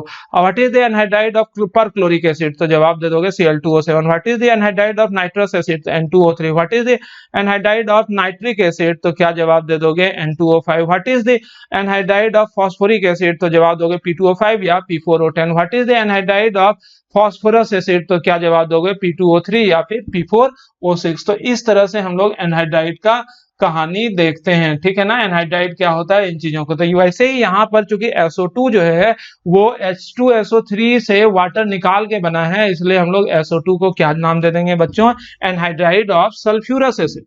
लेकिन यहाँ पर कुछ कुछ क्वेश्चन आता है, आप लोगों से पूछेगा कि NO क्या चीज का एनहाइड्राइड है, CO क्या चीज का एनहाइड्राइड है, सॉरी CO क्या चीज का एनहाइड्राइड है, CaO जो है ये क्या चीज का एनहाइड्राइड है, तो जवाब देना ये किसी भी तरह का एनहाइड्राइड नहीं है। ऐसा नहीं है कि हर एक ऑक्साइड वगैरह कोई सब्सटेंस का एनहाइड्राइड होगा, यानी कि अगर ऐसा क्वेश्चन मिल जाए कहीं पर कि ये क्या है, इसका ये किसका एनहाइड्राइड है, ये किसका एनहाइड्राइड है, तो जवाब ये भी आप लोग दे सकते हो, this is anhydride of nothing, मतलब ये किसी भी चीज का एनहाइड्राइड है कि नहीं है, नहीं है। तो इतना तो जान गए बच्चों एसिडिक नेचर ऑफ SO2 जो होता है, SO2 एसिडिक होता है और SO2 को जैसे तुम पानी में डालोगे तो ये सल्फ्यूरस एसिड में कन्वर्ट हो जाता है, और यही एसिड रेन वगैरह का वजह भी है, जो कि अभी मैंने आप लोगों को बताया कि यही जो एसिड रेन होता है ना, हवा वगैरह में जो SO2 गैस डिजोल्व है, तो वही SO2 गैस जब नीचे गिरेगा तो हम लोगों के स्किन को भी झुलसा देता है। होता क्या है, कभी कभी देखोगे ना कोई आदमी बारिश में नहाया, या गर्मी के दिनों में भी अक्सर देखते होगे शरीर पर अचानक से एक लाइन, ये हाथ है, हाथ पर कंधा उंधा जो ओपन एरिया है ना आप लोगों के शरीर का, जहां पर कपड़ा नहीं पहनते हो आप लोग, जैसे कि हाथ खुला हुआ है, चेहरा वगैरह, तो उस रीजन में देखोगे अचानक से फफोला हो गया गर्मी के दिन में, एक लाइन सा फफोला, वो क्या होता है, दरअसल आप साइकिल चला रहे हो, ये साइकिल है, उस पर बैठ के आप लोग कोचिंग तो नहीं है जाते, जहां जाते हो जा रहे हो पार्क वार्क में किसी से मिलने, तो वहां पर हाथ खुला हुआ है, तो होता क्या है कि एयर में जो मॉइस्चर है ना, वही मॉइस्चर धीरे धीरे हवा में SO2 के साथ घुल के एक ड्रॉप का शक्ल ले लेता है, और वही ड्रॉप धीरे धीरे धीरे धीरे गिरता है गर्मी के दिनों में, और ओपन सरफेस पर जैसे पड़ा तो वो कंसंट्रेटेड एसिड होता है, तो वो वहां पर जला देता है। और बाकी चीजों को तो बताया ही कि वो मॉन्यूमेंट्स वगैरह को नुकसान पहुंचाता है, सॉइल वगैरह में जो कई तरह का न्यूट्रिशन बैक्टीरिया वगैरह रहता है उसे नुकसान पहुंचाता है, और नदी और रिवर्स के थ्रू वो चला जाता है समुद्र में, तो एक्वाटिक लाइफ को भी नुकसान पहुंचाता है। तो यहाँ पर बच्चों हम लोगों ने देखा क्या कि SO2 को वाटर के साथ ट्रीट करके हम लोग सल्फ्यूरस एसिड बनाते हैं। ठीक है, अब SO2 का बात आता है, ये लेविस एसिड है या लेविस बेस है। ठीक है, ये क्वेश्चन पूछता है ये लेविस एसिड है या फिर लेविस बेस है, तो इसके लिए हम लोगों को जाना पड़ेगा SO2 के स्ट्रक्चर पर। तो SO2 के स्ट्रक्चर पर जैसे आप लोग पहुंचे तो आप लोगों को ये लोन पेयर ऑफ इलेक्ट्रॉन नजर आया ना, लोन पेयर ऑफ इलेक्ट्रॉन, तो लोन पेयर ऑफ इलेक्ट्रॉन के मौजूदगी के वजह से ये दूसरे को लोन पेयर ऑफ इलेक्ट्रॉन दे सकता है, इस वजह से ये लेविस एसिड सॉरी बेस है। ठीक है ना, लेविस बेस किसको बोलते हैं बच्चों, कि वैसा सब्सटेंस जो दूसरे को लोन पेयर ऑफ इलेक्ट्रॉन दे सके, क्योंकि इसके पास लोन पेयर ऑफ इलेक्ट्रॉन है, ये दूसरे को लोन पेयर ऑफ इलेक्ट्रॉन दे सकता है, इस वजह से ये लेविस बेस है। और चूंकि सल्फर का जब इलेक्ट्रॉनिक कॉन्फ़िगरेशन हम लोग लिखे थे, नियॉन है, ठीक है, नियॉन 3s2 दिखना, 3p4 दिखना, 1 2 3 4 और 3d0 ये दिखा तुम लोगों को। तो ये जो तुम लोगों को नजर आ रहा है सल्फर का स्ट्रक्चर, उसमें ये 2 अनपेयर्ड इलेक्ट्रॉन, वही 2 अनपेयर्ड इलेक्ट्रॉन यहाँ पर 2 पाई बॉन्ड से कोवेलेंट बॉन्ड बनाया, और ये जो लोन पेयर ऑफ इलेक्ट्रॉन है, यही लोन पेयर ऑफ इलेक्ट्रॉन जो है हम लोगों को यहाँ कोऑर्डिनेट बॉन्ड के रूप में ये ऑक्सीजन को दिया, और एक लोन पेयर ऑफ इलेक्ट्रॉन यहाँ बच गया, दिखा सल्फर में 1 बॉन्ड 2 बॉन्ड, ये 2 अनपेयर्ड इलेक्ट्रॉन 2 कोवेलेंट बॉन्ड बनाया है, और यहाँ पर ये जो लोन पेयर है इस वजह से ये पाई बॉन्ड इसको कोऑर्डिनेट बॉन्ड बनाया, और ये जो एक एक्स्ट्रा लोन पेयर है वो यहाँ पर लोन पेयर के रूप में नजर आ भी रहा है। लेकिन यहाँ पर आप लोग गौर करोगे सल्फर में वैकेंट डी ऑर्बिटल है ना, तो डी ऑर्बिटल है तो ये दूसरे से लोन पेयर ऑफ इलेक्ट्रॉन ले सकता है कि नहीं ले सकता, ले सकता है। इस वजह से ये लेविस एसिड की तरह काम करेगा। यानी कि बच्चों अगर आप लोगों से पूछा जाए कि SO2 लेविस एसिड है कि लेविस बेस, तो ये लेविस एसिड भी है due to presence of vacant d orbital, और लेविस बेस भी है due to presence of lone pair of electron. लेकिन इंपॉर्टेंट बात ये है कि SO2 के साथ साथ क्या SO3 भी लेविस एसिड और लेविस बेस है? तो जवाब दोगे ये लेविस एसिड तो है, SO3 भी लेविस एसिड है। क्यों SO3 लेविस एसिड है? SO3 क्योंकि इसके पास भी वैकेंट डी ऑर्बिटल होता है सिमिलरली टू किसके SO2 की तरह। लेकिन ये लेविस बेस नहीं है, ये बहुत इंपॉर्टेंट बात है, याद रखना, ये लेविस बेस नहीं है क्योंकि SO3 के स्ट्रक्चर में कहीं पर भी आपको lone pair of electron sulphur पर नहीं नजर आएगा। No lone pair of electron, ठीक है ना, क्योंकि SO3 में कोई लोन पेयर ऑफ इलेक्ट्रॉन नहीं है। तो इस वजह से वो फिर से एक बार SO2 लेविस एसिड भी और SO2 लेविस बेस भी, SO3 सिर्फ लेविस एसिड, ये लेविस बेस नहीं है, ठीक है ना। अब हम लोग आगे बढ़ते हैं। जैसा कि बच्चों अभी हम लोगों ने जाना कि SO2 जो है वो एसिड के तरह काम करता है, SO2 जो है वो एसिड के तरह काम करता है। ऑब्वियस सी बात है ये बेस के साथ रिएक्ट करेगा कि नहीं करेगा? बिल्कुल करेगा। जैसे SO2 को आप लोग NaOH, ये बेस है ना, इसके साथ ट्रीट करोगे ना तो Na2SO3 प्लस H2O देगा। तो बताओ तो ये एसिड बेस रिएक्शन दिया कि नहीं दिया? बिल्कुल दिया। लेकिन ध्यान रखना बच्चों, हैंग कर गया था, दोबारा मैं यहाँ पर बता रहा हूँ उसी बात को। चूंकि SO2 एसिड है तो वाजिब है ये बेस के साथ रिएक्ट करेगा ना, SO2 जो है बेस के साथ रिएक्ट करेगा तो क्या बन जाएगा? Na2SO3 plus H2O। मतलब ये SO2 को अगर बेस के साथ ट्रीट करोगे तो ये सल्फाइड प्रोड्यूस करेगा, ठीक है। लेकिन अगर उसी SO2 को फर्दर Na2SO3 के साथ ट्रीट किया, यहाँ जो Na2SO3 बना ना उसके साथ फर्दर अगर रिएक्ट करोगे तो यहाँ नहीं, ये NaHSO3 जाके कन्वर्ट हो जाता है। यानी कि क्या बना लिया? ये बाय सल्फाइड बनाएगा, ठीक है। SO2 NaOH के साथ ट्रीट करोगे तो Na2SO3 बनाएगा, और Na2SO3 को फर्दर SO2 के साथ ट्रीट करोगे तो NaHSO3 बनाएगा। इस बात को भी बच्चों आप लोग याद रखना। अब हम लोग SO2 के नेक्स्ट रिएक्शन की तरफ बढ़ते हैं और वो रिएक्शन होता है एडिशन रिएक्शन, ठीक है बच्चों। अब हम लोग किस चीज की बात कर रहे हैं? Addition reaction. ये रिएक्शन तो काफी आसान होता है कि अगर आप लोग गौर से देखो, नीचे दिखा देता हूं कि ये SO2 जो है इसे अगर आप लोग क्लोरीन के साथ ट्रीट करोगे तो गरम वरम नहीं करना पड़ता है, ये SO2Cl2 बनाता है। इसे हम लोग क्या नाम देते हैं? सल्फ्यूराइल, CHLORID, ठीक है ना। इसे हम लोग क्या नाम देते हैं बच्चों? Sulphuryl chloride. और ऐसा रिएक्शन SO2 समहाउ ब्रोमीन वगैरह के साथ भी देगा, SO2Br2। लेकिन ये बहुत ही कम स्टेबल होता है, यानी कि अच्छा खासा स्टेबल जो होता है वो कौन होता है? Sulphuryl chloride. तो ये एक एडिशन रिएक्शन हो गया। इसी तरह एक और एडिशन रिएक्शन होता है जिसे बच्चों हम लोग कॉन्टैक्ट प्रोसेस का नाम दे देते हैं, और इस रिएक्शन में भी, इस रिएक्शन को भी एक्चुअली हम लोग एडिशन रिएक्शन ही बोलते हैं। SO2 को अगर बच्चों हाफ O2 के साथ आप लोग गर्म करो हाई टेम्परेचर हाई प्रेशर पर, तो ये SO3 में कन्वर्ट हो जाता है। यहाँ पर हम लोग कैटलिस्ट के रूप में V2O5 या फिर प्लैटिनाइज्ड एस्बेस्टस वगैरह इस्तेमाल कर लेते हैं। तो ये कॉन्टैक्ट प्रोसेस तो कई जगह केमिस्ट्री में आता होगा, तो इसे आप लोग ध्यान से देख लो और याद भी कर लो। तो यहाँ पर दो एडिशन रिएक्शन मैंने आप लोगों को बताया। पहला एडिशन रिएक्शन क्या था कि SO2 को क्लोरीन के साथ ट्रीट करोगे तो सल्फ्यूराइल क्लोराइड, और दूसरा SO2 को अगर हाफ ऑक्सीजन के साथ V2O5 या फिर प्लैटिनाइज्ड एस्बेस्टस में ट्रीट करोगे तो बच्चों क्या चीज बन जाता है? बन जाता है SO3। ओके, तो ये दो एडिशन रिएक्शन। अब सबसे महत्वपूर्ण रिएक्शन की तरफ आते हैं, और वो जो सबसे महत्वपूर्ण रिएक्शन है वो है reducing nature of SO2, REDUCING, reducing nature of किसका? SO2। SO2 के रिड्यूसिंग नेचर की बच्चों हम लोग बात करें, यानी कि SO2 जो होता है इसमें सल्फर जो है वो किस ऑक्सीडेशन स्टेट में? +4। तो ये SO3 यानी कि +6 ऑक्सीडेशन या फिर H2SO4 जिसमें भी +6 ही है एक्चुअली, तो SO2 एक्चुअली SO3 या H2SO4 में कन्वर्ट होना चाहता है, यानी कि खुद को ऑक्सीडाइज करना चाहता है। इस वजह से ये खुद जो है किस तरह से काम करेगा बच्चों, ये रिड्यूसिंग एजेंट की तरह काम करता है।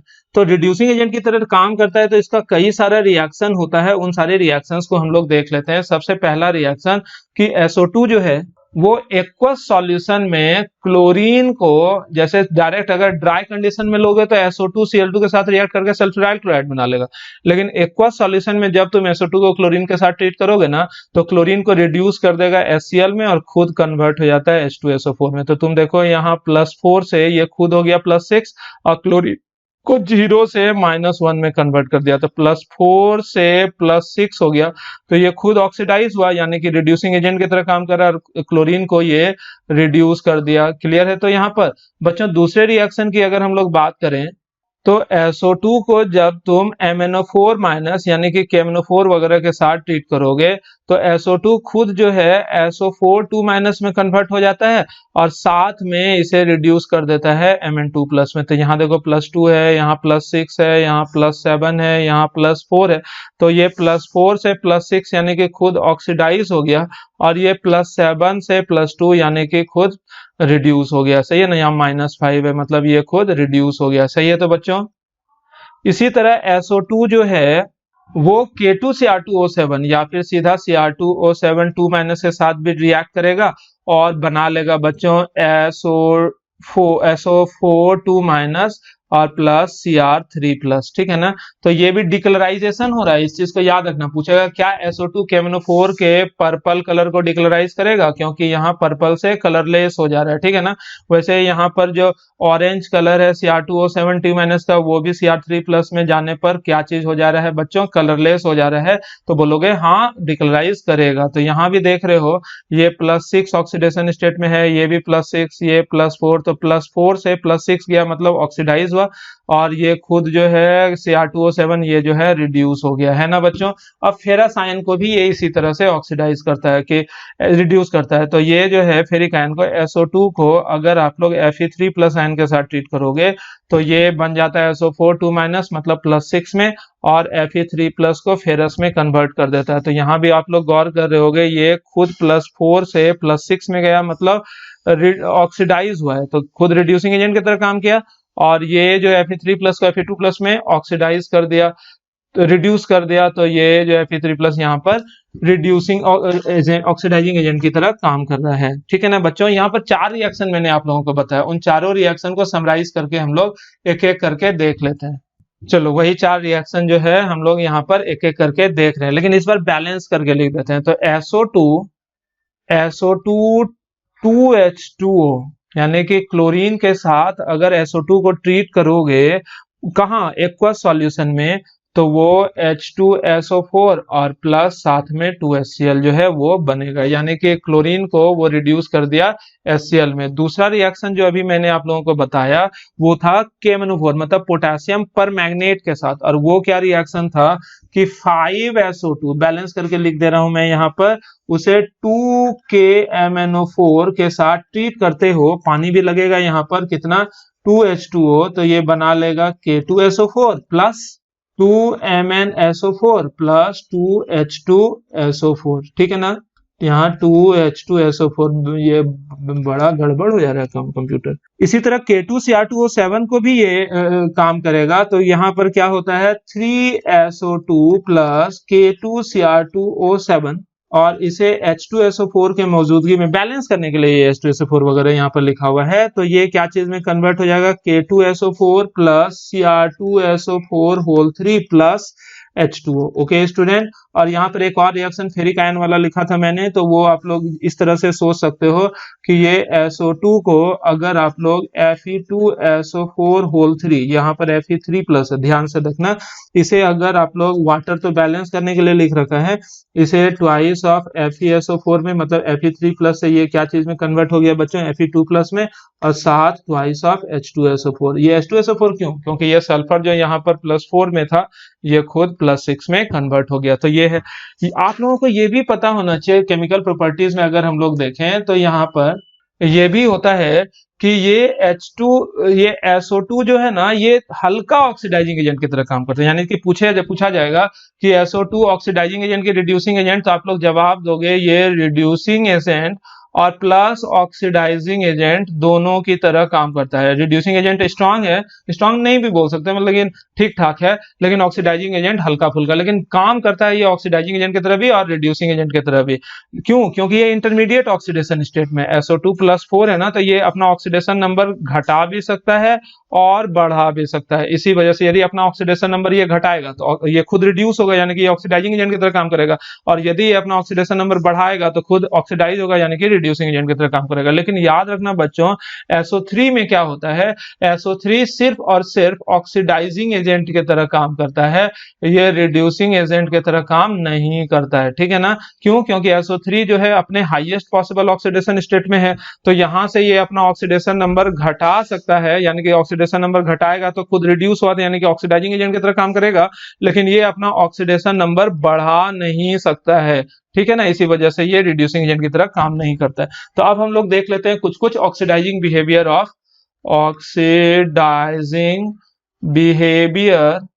ऑफ किसका, ऑक्सीडाइजिंग बिहेवियर ऑफ SO2। मिटाएगा नहीं, मोबाइल वह हैंग कर गया है। तो ऑक्सीडाइजिंग एजेंट की अगर बच्चों हम लोग बात करें तो H2S को ये SO2 ऑक्सीडाइज कर देता है। H2S को अगर आप लोग SO2 के साथ ट्रीट करोगे तो यहाँ पर बन जाता है कुछ इस तरह से, सल्फर वल्फर जो होता है वो बन जाता है। ध्यान से देखना आप लोग यहाँ पर कि यहाँ जो सल्फर है -2 ऑक्सीडेशन स्टेट में, और ये सल्फर जो है +4 में है, यहाँ सल्फर 0 ऑक्सीडेशन स्टेट में। तो आप लोग SO2 जो है खुद रिड्यूस हुआ तो बताओ, तो यहाँ SO2 का रिडक्शन हुआ है, तो ये खुद किस तरह से काम करेगा, ऑक्सीडाइजिंग एजेंट की तरह। और किसको ऑक्सीडाइज कर दिया, ये इसे -2 से कहां पहुंचा दिया, 0 में, तो इसका ऑक्सीडेशन हुआ, ठीक है ना। तो एक रिएक्शन ये, और एक और रिएक्शन है, और उस रिएक्शन को हम लोग शायद पहले ही देख चुके हैं, वही नहीं देखे थे कि मैग्नीशियम और पोटेशियम वगैरह जो होता है, ये जलते हुए मैग्नीशियम या पोटेशियम को जैसे आप लोग SO2 के एटमॉस्फेयर में ले जाओगे तो ये कंटिन्यूअसली जलते रह जाता है। ये रिएक्शन वहां पर देखा था हम लोगों ने, SO2 के एटमॉस्फेयर में ये K2H2O3 प्लस K2SO3 बनाता है। तो यहाँ पर भी देखो मैग्नीशियम पोटेशियम 0 ऑक्सीडेशन स्टेट में, और अब किस ऑक्सीडेशन स्टेट में आ गया, +2 या फिर +1। तो यहाँ पर पोटेशियम का और मैग्नीशियम का क्या चीज हुआ है, ऑक्सीडेशन हुआ है, और सल्फर जो है खुद रिड्यूस हुआ है। तो चूंकि सल्फर का खुद का रिडक्शन हो गया, यहाँ पर देखो सल्फर -2 में है, यहाँ सल्फर +1 में है, तो तुम लोग क्या गौर कर रहे हो कि यहाँ सल्फर का खुद का रिडक्शन हुआ और मैग्नीशियम पोटेशियम को ऑक्सीडाइज कर दिया, इस वजह से ये ऑक्सीडाइजिंग एजेंट की तरह काम करता है। वैसे आप लोगों को पता होना चाहिए कि आयरन को भी अगर हम लोग SO2 के साथ ट्रीट करेंगे तो आयरन भी FeO और FeS में कन्वर्ट हो जाता है, और ये वाला रिएक्शन ना मैग्नीशियम के ही तरह है, अगर आप लोग को देखने को लग रहा होगा तो। और सबसे लास्ट रिएक्शन, खत्म हो गया बच्चों, घबराने की बात नहीं है। तो यहाँ पर सबसे लास्ट में एक कहानी भी सुनाऊंगा, बहुत ही इंपॉर्टेंट, इसलिए बोर मत होना। Bleaching action. यहाँ तक आए हो तो लाइक कर देना रे, और कुछ कमेंट भी करना, कुछ नहीं, ओल झोल कमेंट नहीं करना रे भाई, अच्छा कमेंट करना कि चोटी बांधे हो कि नहीं, ये वो वगैरह वगैरह।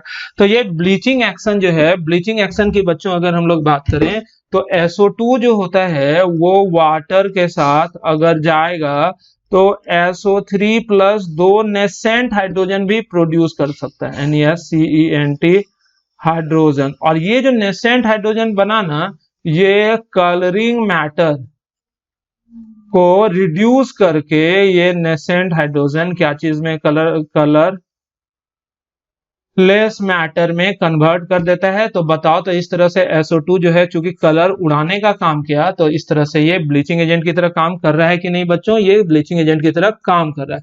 लेकिन याद रखना, bleaching action by SO2 is temporary, ये जो होता है टेम्परोरी ब्लीचिंग होता है। जैसे कि ये कोई ऑब्जेक्ट है या कपड़ा है, इसका कलर आप लोग उड़ा दिए, ठीक है, SO2 का इस्तेमाल किया, इसका कलर गायब हुआ, लेकिन जैसे ये हवा में आएगा तो ये ऑक्सीजन के संपर्क में आया, और ऑक्सीजन में जैसे ये कलरलेस कैसे हुआ था, रिडक्शन के बाद ना कलरलेस हुआ था, हवा में जैसे आएगा तो फिर से ऑक्सीडाइज होके दोबारा कलर रीएपियर, ठीक है ना, ये कलर दोबारा से आ जाएगा। तो इसीलिए ब्लीचिंग बाय SO2 जो होता है वो क्या होता है बच्चों, परमानेंट होता है या फिर टेम्परोरी होता है, वो टेम्परोरी ब्लीचिंग होता है, ठीक है। अब बच्चों हम लोग जानते हैं समरी के बारे में, जो कि सबसे इंपॉर्टेंट हिस्सा होता है हर एक चैप्टर का। तो समरी इसलिए क्योंकि आप लोगों को 2 मिनट समय यहाँ पर लगाना है, लेकिन इस 2 मिनट के बाद आप लोग को जितना भी एफर्ट अभी तक वीडियो देखने में लगाए हो वो सारा एफर्ट यूजफुल हो जाएगा, यूजफुल होगा, अदरवाइज यूजलेस हो जाएगा। जल्दी जल्दी याद करो तो मैग्नीशियम को अगर SO2 के साथ ट्रीट करोगे तो MgS प्लस MgO बनेगा, है ना। मैग्नीशियम को अगर आप लोग ट्रीट करोगे तो MgS प्लस MgO बनेगा।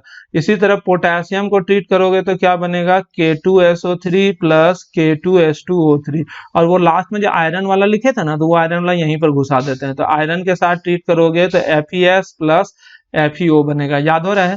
इसी के साथ और देखो कि वो H2S वाला भी लिख ही देते हैं, H2S को भी ये H2O प्लस सल्फर में रिड्यूस कर देता है, ठीक है ना, ये ऑक्सीडाइज कर देता है, तो ऑक्सीडाइजिंग एजेंट था। अब हम लोग देखते हैं एडिशन रिएक्शन। ये क्लोरीन के साथ रिएक्ट करोगे तो SO2Cl2 देगा, ठीक है। यदि तुम लोग इसे ट्रीट करोगे ऑक्सीजन के साथ V2O5 में, प्लेटिनाइज्ड एस्बेस्टस वगैरह, तो ये SO3 में ऑक्सीडाइज जाता है। तो ये दोनों एडिशन रिएक्शन था, ये सब तो अलग अलग तरह का वेराइटीज ऑफ रिएक्शन था। अब यहाँ पर थर्मल डिकम्पोजिशन की बात करें तो इसे 1200 डिग्री सेल्सियस पर गर्म करोगे ना तो S प्लस SO3 में ये डिकम्पोज हो जाता है। याद आ रहा है बच्चों। एसिडिक बिहेवियर की बात करें बच्चों तो H2O में ये H2SO3 में कन्वर्ट हो जाता था, नहीं। और इसी तरह से अगर SO2 को, चूंकि एसिडिक है, तो NaOH के साथ ट्रीट करोगे तो Na2H2O3 बन जाएगा। Na2SO3 है, इसे मिटेगा नहीं। अब थोड़ा कंप्यूटर पर मेरा हैंग कर गया है तो मैनेज कर लेना। इसी तरह से ये Na2SO3 है। इसी तरह से इसको SO2 को Na2SO3 के साथ पानी में ट्रीट करोगे तो ये बन जाएगा Na2H2O3। फिर गड़बड़ हो गया, यहाँ पर NaHSO3, मतलब यहाँ सल्फाइड बनता था, यहाँ पर बाइसल्फाइड बन जाता था, ठीक है ना। और बाकी जो है इसका रिड्यूसिंग बिहेवियर था वो तो आप लोगों को याद ही होगा। 4 रिड्यूसिंग बिहेवियर मैंने लिखवाया था कि क्लोरीन के साथ H2O में ट्रीट करोगे तो ये HCl और खुद H2SO4 में कन्वर्ट होता है। KMnO4 के साथ इसे अगर आप लोग ट्रीट करोगे तो ये MnSO4 और साथ में H2SO4 वगैरह, H2O वगैरह जो बनना होता है बनता है। इसे अगर K2Cr2O7 में अगर आप लोग ट्रीट करोगे तो ये क्या चीज में कन्वर्ट हो जाएगा, Cr2SO4 प्लस H2O वगैरह में। और साथ में एक लास्ट था वो था Fe2SO4 मतलब फेरिक आयन को FeSO4 मतलब फेरस आयन में ये कन्वर्ट कर देता है। साथ में H2O वगैरह जो भी कुछ H2SO4 वगैरह ये बनता था। तो इतना सारा रिएक्शन था समरी में SO2 का, वो याद करा जा सकता है कि नहीं बच्चों।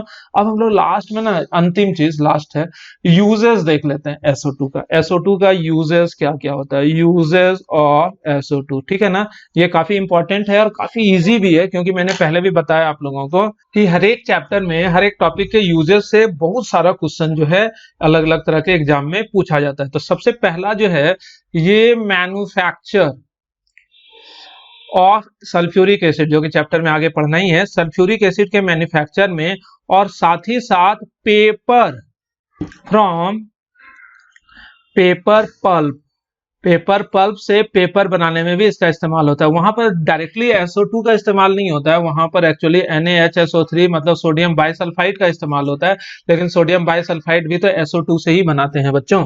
इसका इस्तेमाल ब्लीचिंग एजेंट के रूप में होता है। ब्लीचिंग एजेंट के रूप में भी हम लोग इस्तेमाल करते हैं डेलिकेट आर्टिकल्स जैसे कि ऊल मतलब उल्लू नहीं, सिल्क, जैसे कि आपका स्ट्रॉ STRAW वगैरह, कई तरह के चीजों को ब्लीच करने के लिए इसका इस्तेमाल करा जाता है, ठीक है ना बच्चों। इसका इस्तेमाल रिफाइनिंग में भी करा जाता है। क्या चीज को रिफाइन करने के लिए, शुगर और कई तरह के पेट्रोलियम पदार्थ वगैरह, PADARTH, पदार्थ मतलब पेट्रोलियम सब्सटेंसेस, जैसे कि भैसलीन वगैरह आप लोग मुंह में लगाते हो ना, सोचो भैसलीन और ग्रीस वगैरह जो गाड़ी में लगता है ना, काला उला या ब्राउन कलर का, तो वो ग्रीस और भैसलीन में कोई खास अंतर होता नहीं है। दरअसल एक ही चीज है, लेकिन वो ग्रीस का अच्छे से रिफाइनिंग हो जाता है तो वो वैसलीन बन गया, मतलब शुद्ध रूप में है, कलरलेस है। तो इस वजह से कई तरह के पेट्रोलियम पदार्थ शुगर उगर के रिफाइनिंग में भी इसका इस्तेमाल करा जाता है। डिसइंफेक्टेंट के रूप में भी किया करा जाता है एज डिसइंफेक्टेंट, DISINFICTANT, जो लिख देंगे मिटाएगा तो नहीं। तो डिसइंफेक्टेंट के रूप में भी हम लोग करते हैं कई तरह के चीजों को किल करने के लिए। जैसे किसको किल करने के लिए? फंगी, जर्म्स, GERMS, कई तरह का मोल्ड, MOULD वगैरह, इन चीजों को किल करने के लिए भी हम लोग इसका इस्तेमाल करते हैं। आप लोगों को पता होना चाहिए SO2 का इस्तेमाल used as refrigerant, REFREGERANT, refrigerant. Cooling system में SO2 का भी, लिक्विड SO2 का इस्तेमाल कूलिंग सिस्टम में भी हम लोग करते हैं एज रेफ्रिजरेंट। क्लॉथ इंडस्ट्रीज में फैब्रिक का जो ब्लीचिंग होता है ना, वो क्लोरीन का इस्तेमाल करके हम लोग करते हैं। तो वहां फैब्रिक में थोड़ा बहुत क्लोरीन रह जाता है और वो क्लोरीन जहरीला होता है, तो उस क्लोरीन को हटाने के लिए, फॉर रिमूवल ऑफ क्लोरीन के रिमूवल के लिए हम लोग क्या चीज का इस्तेमाल करते हैं?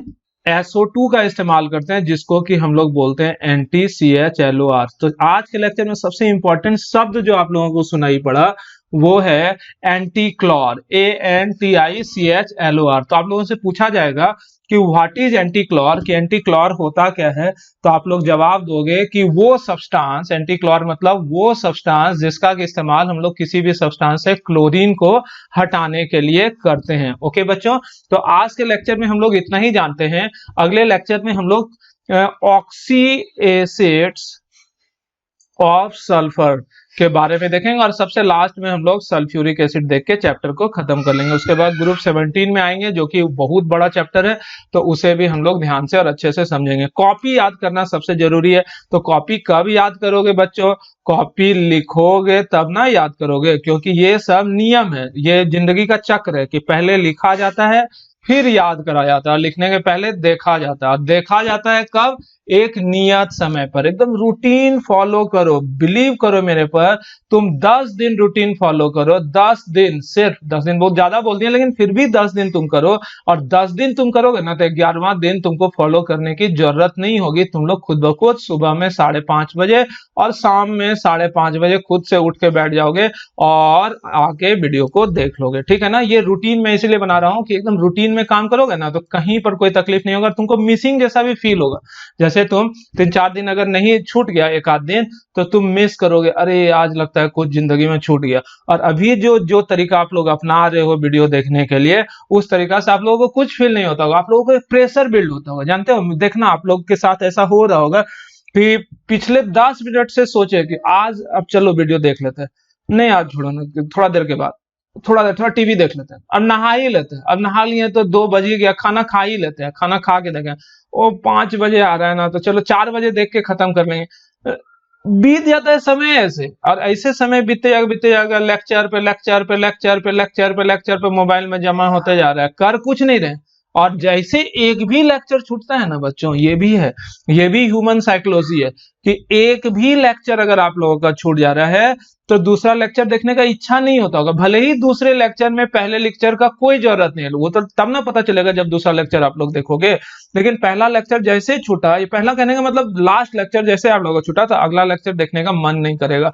तो बहुत तरह का यहाँ चेन सिस्टम पर काम करता है बॉडी और माइंड। तो इस चेन सिस्टम को फॉलो और ऑफलाइन क्लास में तो आराम से हो जाता था, लेकिन ऑनलाइन क्लास में हम जान थोड़े दे देंगे। बहुत सारे मतलब क्या बोले, लेकिन हम नहीं, मेरे से नहीं होने जाएगा, मेरा जान बहुत कीमती है। ठीक है ना? कहे कि तुम लोग के बाद भी हमको 200-300 साल अभी और पढ़ाना है, तो वहां पर हम कैसे पढ़ाएंगे? ठीक है, तो रहने दो। आप लोग रूटीन पर आओ, किसी भी तरह से आओ, जान देकर भी आओ, लेकिन रूटीन पर आओ। 5:30 सुबह में और 5:30 शाम में। ठीक है ना? तो लेक्चर खत्म हुआ, कल सुबह के लिए एकदम तैयार हो जाओ। Okay, bye bye.